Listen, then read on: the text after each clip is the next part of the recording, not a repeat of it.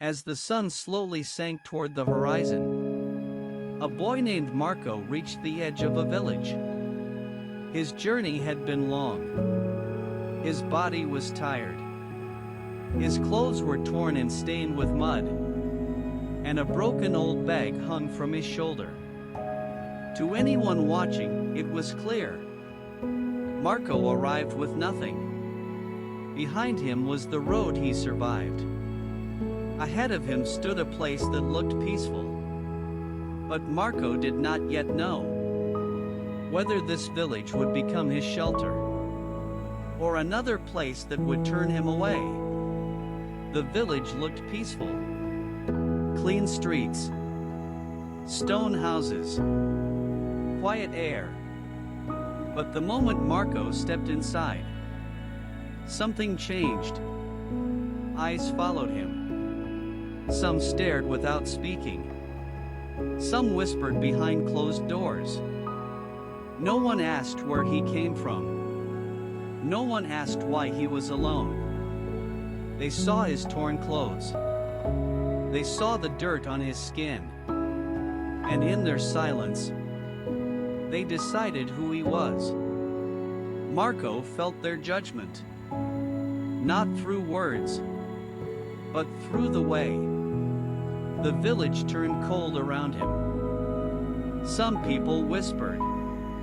Some pointed. Others simply turned away.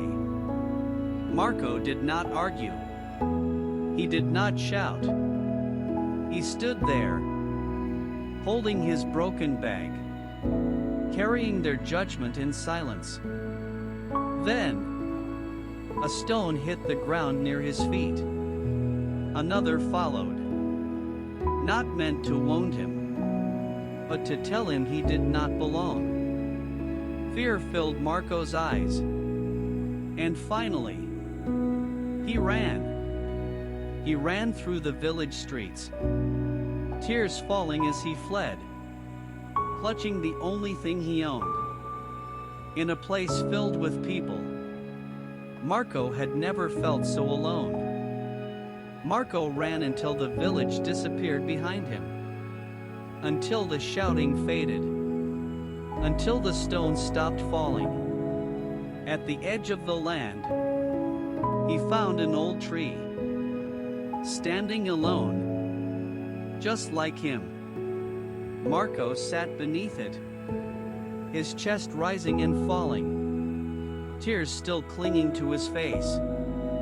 He held his broken bag close, as if it were the only thing that had not abandoned him. The night grew quiet, and for the first time since leaving home, doubt whispered in his heart. Maybe coming here was a mistake. From the village, someone had been watching. Joseph, the leader of the village. He had seen travelers come and go. He had seen fear. He had seen anger. But this boy was different. Marco did not fight back. He did not curse the village. He walked away in silence, carrying his pain alone. Something about that silence stayed with Joseph. Not weakness, but quiet strength.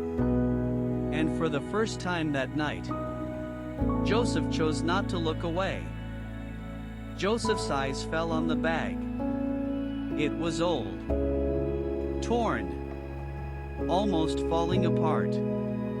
At first, it looked like nothing, just another burden, carried by a tired boy. But as Marco shifted, something caught the light. Joseph asked what was inside. Marco hesitated. He had learned, through long and painful journeys, that hope could be dangerous. Finally, he spoke in a quiet voice. Medicine. Joseph had a daughter. Her name was Elizabeth. She was kind, gentle, loved by everyone in the village. She helped the poor. She spoke softly to children. Wherever she went, peace followed. Now, she lay weak in her bed. Her breath was shallow. Her strength faded with every hour.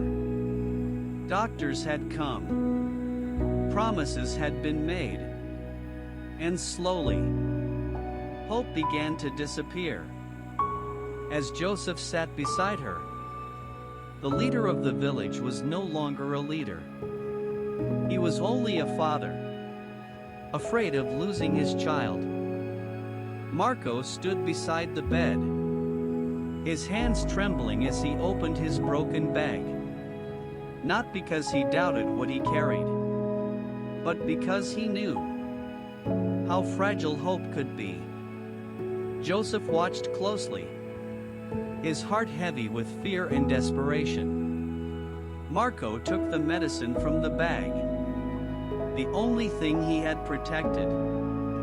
Through hunger and rejection, he offered it without pride, without promises. Elizabeth drank the medicine slowly. And then, nothing happened. The room fell silent. No voices. No movement. Only waiting. The night passed without a sound. No voices. No footsteps. Only waiting. Then, slowly, something changed. Elizabeth's breathing grew calm. Warmth returned to her skin. As morning light entered the room, her eyes opened.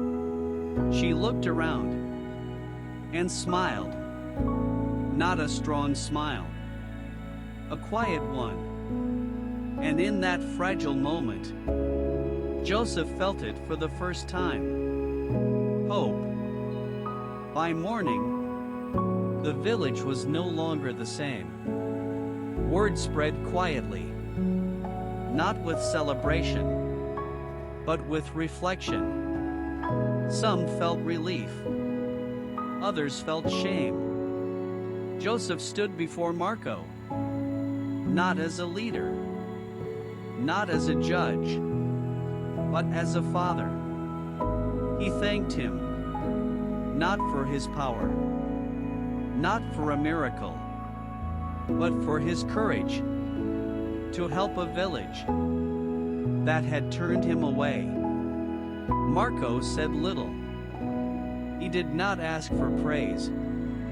He simply held his broken bag as the people around him began to see what they had once ignored. Marco did not change his clothes. He did not replace his broken bag. He did not arrive rich. And he did not leave celebrated. But the village was never the same again. Because that day, they learned something simple and something true. Value does not always arrive well dressed.